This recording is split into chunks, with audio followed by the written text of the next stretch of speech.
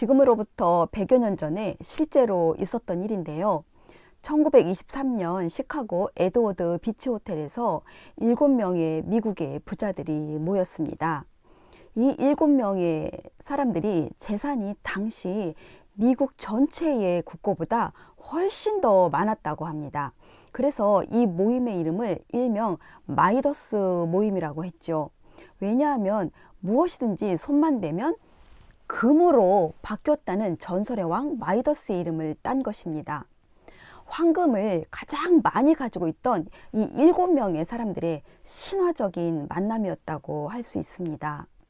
온 미국의 매스컴이 이 에드워드 비치 호텔에 집중되었고, 모임의 참석자들은 모든 사람들로부터 동경의 대상이 되었습니다. 그리고 무려 25년이란 세월이 지난 다음에 마이더스라고 하는 이 부자들이 과연 어떻게 되었는지 매스컴에서 알아보았습니다. 과연 이 7명의 인생의 마지막 끝은 모두 어떻게 되었을까요? 그들의 인생의 마지막 스토리가 궁금하시겠지만 결론 부분에 가서 다시 말씀드리겠습니다. 오늘 말씀에 등장하는 부자도 미국의 마이더스 부자만큼이나 잘 사는 사람이었죠. 그러나 부자는 죽어서 지옥에 가게 됩니다. 도대체 어떤 문제가 있었길래 죽어서 지옥에 갔을까요? 자, 다 함께 부자의 문제가 무엇인지 본문 속으로 들어가 보겠습니다. 다 함께 19절을 읽겠습니다. 시작. 한 부자가 있어 자색 옷과 고운 베옷을 입고 날마다 호화롭게 즐기더라. 아멘. 어떤 한 부자가 있었어요. 부자는 자색 옷과 고운 베옷을 입고 날마다 호화롭게 즐겼어요. 부자가 입고 있는 자색 옷과 고운 베옷은 그 당시에 부의 상징이었답니다. 왜냐하면 자색 옷은 당시 최상의 3%만이 입었다고 하죠. 지중해에 위치한 두로 해변에서만 나오는 최고급 두로산 자주 옷감은 햇볕에 비춰보면 그 색상이 매우 화려하고 예뻤다고 합니다.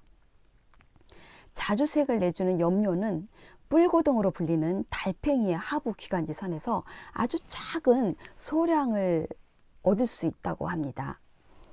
50cm의 가량의 천을 자주색으로 염색하려면 1만 마리의 뿔고등을 잡아야 한다고 해요.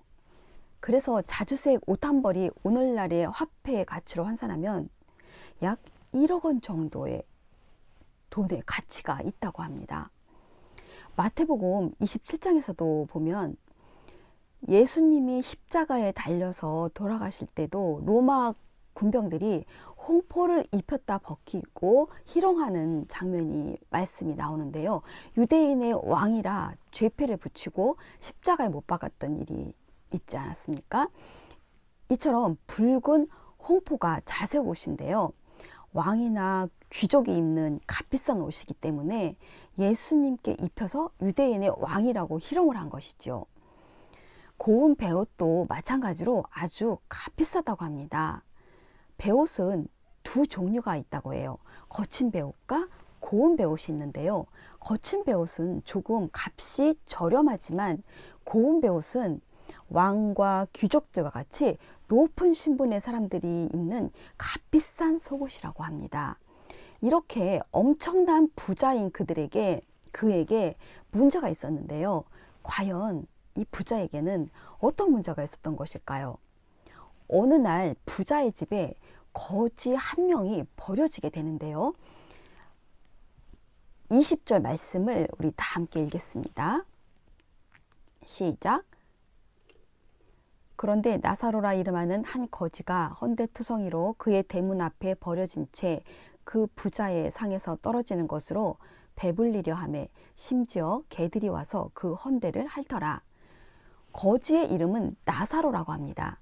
이름의 뜻은 하나님이 도우시는 자라고 하죠. 나사로는 나중에 그가 가진 이름의 뜻대로 하나님의 도움을 받게 됩니다.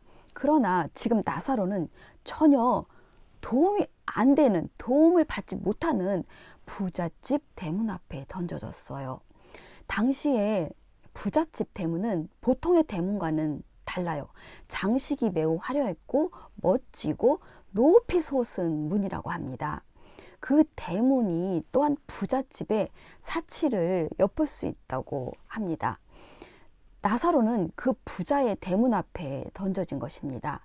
여기서 던져졌다라고 하는 에베블레토라는 이 말은 던져졌다라는 것을 의미합니다. 또한 병들어 누워있다라는 의미로도 사용되죠. 이 단어가 의미한 대로 거지 나사로의 그 상태는 온몸에 헌대, 즉 종기가 심하게 나서 스스로 움직이지 못하고 누워있는 상태예요. 어쩌면 마을 몇몇 사람들이 거지 나사로를 들어서 부잣집 문 앞에 던진 것이라고 생각됩니다.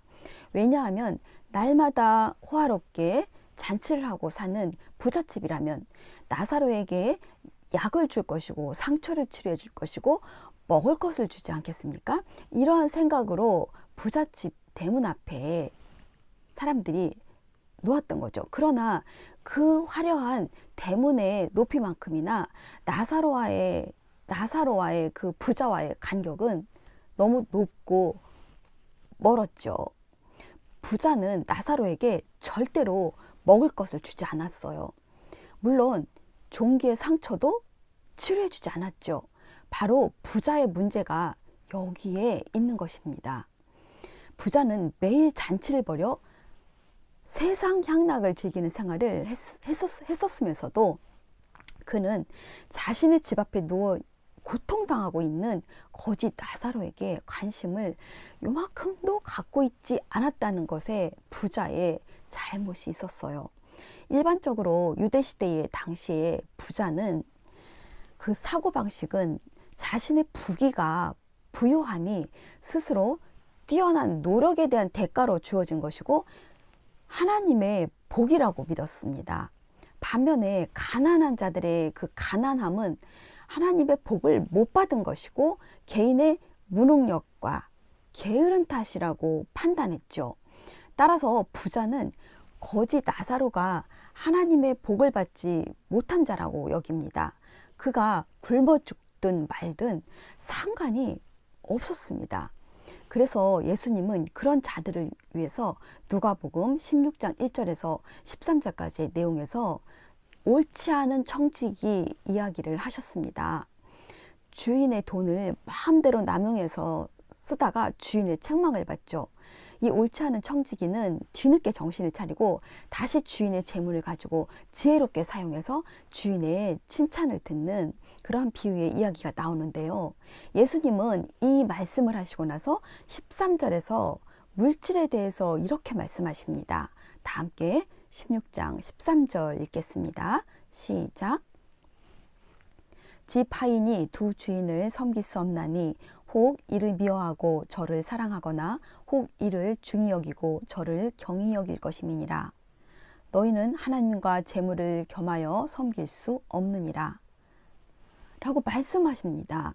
하나님과 재물을 겸하여 섬길 수 없다고 말씀하세요. 그렇게 말씀하신 후에 14절을 보면 예수님은 또 이런 말씀을 하십니다. 바리새인들은 돈을 좋아하는 자들이라 이 모든 것을 듣고 비웃거늘 바리새인들은 돈을 좋아해서 하나님을 섬기고 돈을 섬긴다고 하는 것입니다. 바리새인들이 예수님의 말씀을 듣고 그 보인 반응이 뭐라고 했죠? 비웃음이라고 했습니다. 예수님의 말씀을 비웃는 거예요. 비웃음에는 두 가지의 뜻이 있는데요. 첫째는 너무 터무니없어서 비웃는 것이고요. 또 두 번째는 너무나 정확하게 정콕을 찔림을 당했기 때문에 그것을 감추기 위해서 비웃는 거지요.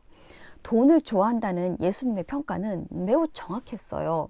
그래서 그 평가에 대해 그들의 자신의 정콕을 찔렸기 때문에 비웃는 거예요.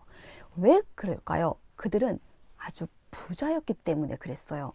그들은 자신들의 재물이 하나님을 잘 섬겨서 보상으로 주어지는 하나님의 축복이라는 것이죠. 그렇기 때문에 그들의 입장에서 가난한 자는 하나님의 축복을 못 받아서 그렇다는 것이에요. 그래서 그들은 가난한 자들을 도와주는 것이 아니라 멸시합니다. 그런 그들을 향해서 예수님께서는 말씀하십니다. 바리새인은 돈을 좋아한다. 이렇게 말씀하시는 것입니다. 사람이 선을 사랑하면 선을 생산합니다. 그러나 돈을 사랑하면 악을 생산합니다. 디모데전서에서도 바울은 돈을 사랑하는 것이 일만 악의 뿌리라고 했어요. 디모데전서 6장 10절에 뿌리는 가지를 내고 열매를 맺습니다. 그래서 바리새인들은 자신들의 신분과 노고에 비추어 그만한 물질적 대가를 받는 것은 당연한 축복이라고 생각했습니다. 이로 인해서 그들은 하나님과 재물을 동시에 섬기는 결과를 초래했습니다. 그들이 주 관심사는 오직 한 가지 재물에 있었습니다.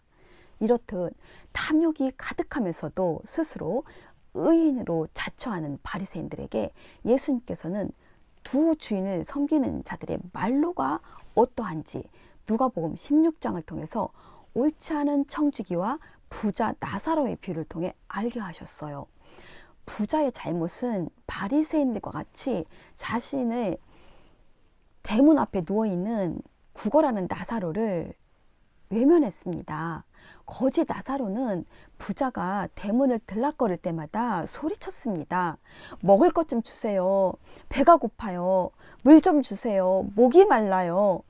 자신의 아픈 상처보다 그 굶주림의 고통은 이루 말할 수가 없었을 것입니다. 그러나 부자는 거지 나사로의 부르짖음에 어떻게 했다고요? 철저하게 외면했습니다. 거지 나사로에게 다가온 것은 부자가 아니고 무엇이었나요? 개였습니다. 개가 와서 나사로의 헌대에 나오는 고름을 핥았습니다. 여기에서 나오는 개는 사람들의 집 안에서 기르는 개인 퀴나리온을 가리키는 것이 아니라 사납게 거리를 쏘다니는 개의 뜻인 퀴온을 말해요. 나사로는 사나운 개가 와서 자신의 헌대를 핥을 때마다 공포에 시달려야만 했어요. 몸을 가누지 못하는데 혹시라도 개가 물기라도 할까봐 무서웠죠. 나사로의 상처는 더욱 심해지고 그는 먹지도 못하고 결국 배고픔의 고통과 상처의 고통과 들개들에게 시달리다가 부잣집 대문 앞에서 혼자서 쓸쓸하게 고독하게 죽음을 맞이했습니다. 거지 나사로의 이 같은 혼자서 쓸쓸히 죽는 고독사가 우리나라에서도 10년 전부터 우리나라에서도 많이 생겼다고 해요. 그래서 생겨난 직업이 있는데요. 특수청소부와 유품 정리사예요. 그들이 인터뷰하는 것을 잠깐 매체를 통해서 보았는데요. 이들은 고독사한 홀로 살다가 죽은 고독사한 사람들의 시신을 수습하고 유품을 정리하는 전문가들이에요. 혼자 고독사한 사람들의 집이 구청에 신고가 되면 경찰을 동원해서 문을 따고 들어가서 유가족과 함께 정리를 한다고 합니다. 이때 특수청소부는 고인의 시신을 수습한다고 합니다. 참으로 가슴 아픈 일은 유가족이 고인과 생전에 10년 넘게는 20년 넘게도 전혀 왕래를 하지 않다가 고인이 죽어서야 나타나서 고인의 유품을 뒤지면서 고인이 잠자던 담요 밑에서 감춰둔 현금 1,000만 원이라든가 수백만 원이라든가 많은 돈들이 발견된다고 하는데요. 그 현금들을 그 고인의 그 노폐물이 나와서 그 현금들이 다 젖는다 그래요. 근데 그 젖는 것을 물을 떠다가 고인의 그 돌아가신 것에 대해서 애통하는 것이 아니라 그 현금을 물에 씻는 것에 혈안이 된 것을 보고 이 유품 정리사와 특수청소부는 너무 가슴 아팠다고 인터뷰하는 것을 보았습니다. 이런 것을 볼 때 고독사한 그 고인을 통해 드러난 유가족들의 모습을 보면서 참으로 이들의 삶은 이들이 진정으로 주인으로 섬기고 살아가는 것은 역시 돈이라는 거, 물질이라는 거, 황금이라는 것을 알 수가 있습니다. 오늘의 부자도 마찬가지예요. 거지 나사로가 부자의 외면으로 인해 그 집 대문에서 굶어 죽었잖아요. 부자는 하나님을 주인으로 섬기며 살아간 것이 아니라 물질을 주인으로 섬기면서 살아간 것입니다. 부자는 천년, 만년 살 것처럼 살았지만 결국 부자 그도 어떤 이유에서인지 모르지만 죽었습니다. 물질만 섬긴 부자는 죽고 나서 과연 어떻게 되었을까요? 부자가 나사로와 그렇게 죽은 다음 나사로의 영혼은 천사들의 손에 받들어져서 아브라함의 품에 안겨 천국에 갔고요. 부자는 지옥 하데스에서 고통을 받게 됩니다. 부자는 지옥에서 저 멀리 보이는 아브라함의 품에 있는 나사로를 발견합니다. 그는 너무 반가워서 다급하게 소리를 지르죠. 아브라함이여, 궁일이 여겨 주시옵소서. 나를 궁일이 여겨서 나사로를 보내서 손가락 끝에 물 한 방울 찍어서 내 혀를 서늘하게 하소서. 내가 이 불꽃 가운데서 괴로워하나이다 라고 소리칩니다. 부자의 간절한 소리를 들은 아브라함은 25절과 26절에서 이렇게 대답합니다. 아브라함이 이르되 예, 너는 살았을 때에 좋은 것을 받았고 나사로는 고난을 받았으니 이것을 기억하라. 이제 그는 여기서 위로를 받고 너는 괴로움을 받느니라. 그뿐 아니라 너희와 우리 사이에 큰 구렁텅이가 놓여 있어 여기서 너희에게 건너가고자 내 갈 수 없고 거기서 우리에게 건너올 수도 없게 하였느니라. 아멘. 부자와 나사로 사이에 깊고 큰 구렁텅이가 있다고 합니다. 그 구렁텅이를 지나갈 수도 없고 올 수도 없는 상황이죠. 부자는 지옥에 가서야 비로소 하나님의 심판을 깨닫게 되었죠. 세상에서는 회개하면 용서가 되었는데 죽음 이후의 심판은 회개해도 소용이 없다는 것을 알았습니다. 때는 이미 늦은 거예요. 버스는 이미 지나갔어요. 소용이 없다는 것입니다. 그러면 살아생전의 부자가 나사로를 어떻게 대했는지 살펴볼까요? 내세에서 세상에서 부자의 상황이 반대로 역전되는 것을 볼 수 있습니다. 현세에서는 부자가 먹을 때 나사로는 굶주리고 부자가 마실 때 나사로는 목말라하고 부자가 평안할 때 나사로는 고통받고 살다가 부자도 죽고 나사로도 죽었어요. 다음 세상에서 둘의 상황은 역전되죠. 내세에서는 나사로가 생수를 먹을 때 부자는 혀가 타고 목이 타고 오장 육부가 다 타들어가는 고통을 느낍니다. 나사로가 시원할 때 부자는 불꽃 가운데서 타고 있었고 나사로가 평안할 때 부자는 끝없는 고통에 시달려야 했습니다. 나사로가 천국의 아브라함 품에 안기고 있었을 때 부자는 지옥에 훨훨 타는 불꽃 가운데 있었습니다. 상황이 이렇게 현세와 내세의 상황이 역전되고 나니 이제 자신의 처지를 포기할 수밖에 없는 부자는 나사로에게 간절하게 요청하는 것이 있습니다. 27절에서 28절을 보시면 나사로를 내 아버지 집에 보내서 5 형제 중 이 지옥에 오지 않게 구원해 달라고 요청합니다. 27절에서 28절 다 함께 읽겠습니다. 시작. 이르되 그러면 아버지여 구하노니 나사로를 내 아버지의 집에 보내소서. 내 형제 5이 있으니 그들에게 증언하게 하여 그들로 이 고통받는 곳에 오지 않게 하소서. 아멘. 그가 가족에게만 나사로를 보내주도록 요청한 것은 여전히 이기심에 사로잡혀 있음을 나타내는 것입니다. 자기 가족만 구원받게 해달라고 한 것은 그가 얼마나 이기적인 사람이었는지 알게 합니다. 부자는 자기 가족밖에 몰라요. 여전히 지옥에서도 그의 성품이 드러나는 것을 알 수가 있습니다. 그의 성품은 죽어 지옥에 가도 고쳐지지 않는 것을 알 수 있습니다. 그리고 더 나쁜 것은 죽어서도 나사로가 자기 종인 것처럼 나사로를 자기 집에 보내라고 합니다.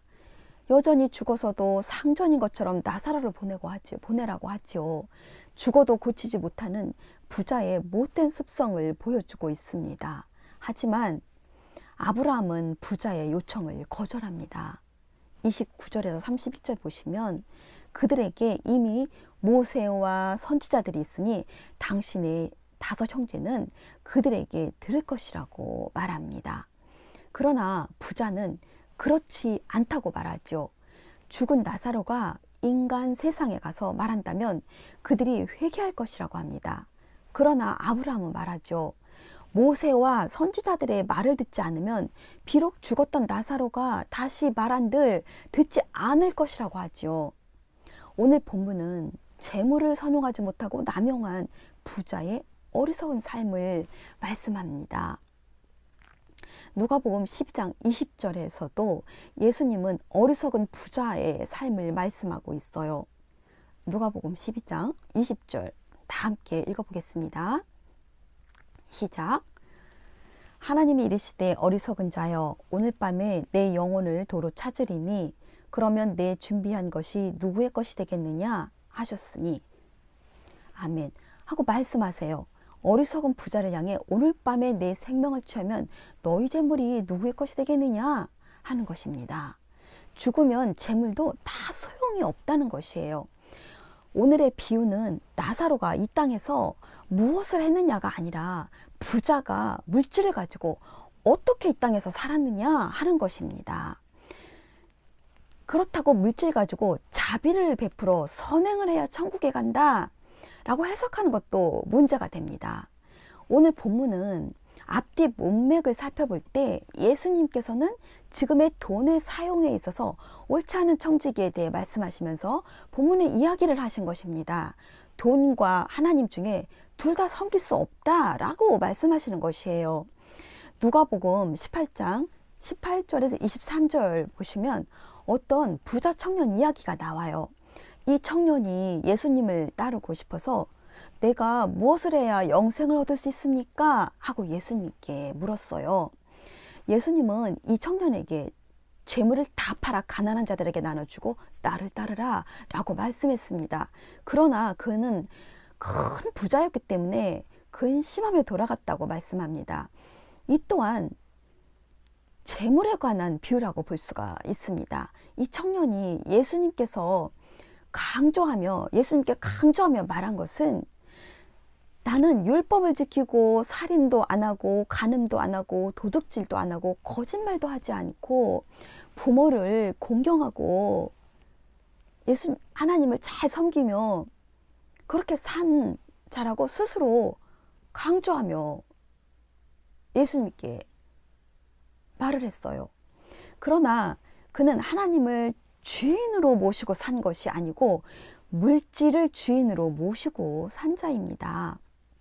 왜냐하면 그는 물질 때문에 예수님을 주인으로 따를 수가 없었기 때문이죠. 그는 가난한 자에게 재물을 모두 나누어 주고 나를 따르라고 말씀하신 예수님의 말씀을 순종할 수가 없어서 근심하여 돌아갔기 때문입니다. 따라서 우리는 모든 것을 주신 분이 하나님이라는 사실을 인정하고 하나님을 나의 주인으로 모시고 살아야 합니다. 그러나 하나님을 인정하지 않고 살았던 사람들이 있었죠. 바로 제가 서두에 이야기한 미국의 7명의 마이더스 부자들입니다. 그들의 결말이 궁금하지 않으십니까?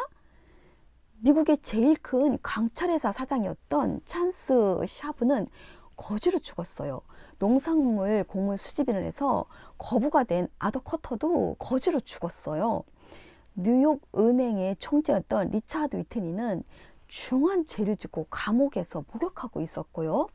미국의 재무부 장관까지 지냈던 엘버트 홀은 사기죄로 감옥에 들어갔다가 풀려나와서 몸이 쇠약해진 상태에서 죽음을 기다리고 있었습니다. 또한 국제은행 총재였던 네온 윈저와 윌스트리트에서 가장 큰 회사 사장이었던 제시 리버모어는 그도 역시 자살을 했어요. 미국 부동산의 대표적인 거구였던 이반 쿠버도 자살 미수로 치료를 받고 있었는데 그를 돌봐줄 사람이 아무도 없었다고 합니다. 이들 모두 물질적으로는 누구보다도 풍족했지만 그 말로는 정말 비참하기 짝이 없었습니다. 황금을 가장 많이 가진 미국의 7명의 부자들은 25년 후에 이처럼 비참한 말로를 보냈습니다. 이들의 삶은 물질이 하나님이었고 물질을 주인으로 삼아 살았다고 해도 과언이 아닙니다. 물질을 주인으로 살아간 7명의 황금 부자들의 비참한 삶이 있었듯이 오늘의 부자 이야기도 물질을 주인 삼아 살다가 지옥에 갔습니다. 오늘의 말씀은 나사로가 이 땅에 무엇을 했냐가 아니라 부자가 물질을 가지고 어떻게 살았냐입니다. 부자는 모든 재물이 내 것이라고 생각하고 나 자신만을 위해 살았어요. 그러나 저와 여러분은 내 모든 것이 내 것이 아니라 내 모든 것, 내 물질, 내 재능, 모든 것이 내 것이 아니라 주님의 것이라고 생각하며 사시길 바랍니다. 이제 말씀을 맺으려고 합니다. 부자가 돈이나 하나님이냐, 선택의 기로에서 두 주인을 섬겼습니다. 그 끝이 어떻게 되었습니까? 그 끝은 지옥에 갔습니다. 그러면 우리는 어떻게 해야 할까요? 지옥에 가지 않기 위해서 예수님을 믿고 살아야 합니까? 지옥에 가지 않기 위해서 예수님을 믿고 사는 것이 아니라 하나님의 은혜에 감사해서 예수님을 믿고 사시길 바랍니다. 나 같은 죄인 구원해 주신 하나님 구원에 감격해서 사시길 바랍니다. 하지만 물질 만능주의, 황금 만능주의 시대 속에서 많은 이들이 물질과 하나님을 겸하여 섬기고 살아갑니다. 그러나 우리 모두는 그 어떤 결과도 비교의 대상이 될 수 없으신 분이 바로 예수 그리스도인 줄 믿습니다. 따라서 우리는 하나님이냐 황금이냐 두 갈래 길에서 단호하게 하나님이 나의 주인이라고, 하나님이 나의 주인이 된다고, 오직 하나님을 믿고 신뢰한다고, 하나님만 섬기겠다고 고백하는 우리 모두가 되기를 진심으로 축복합니다. 기도드립니다.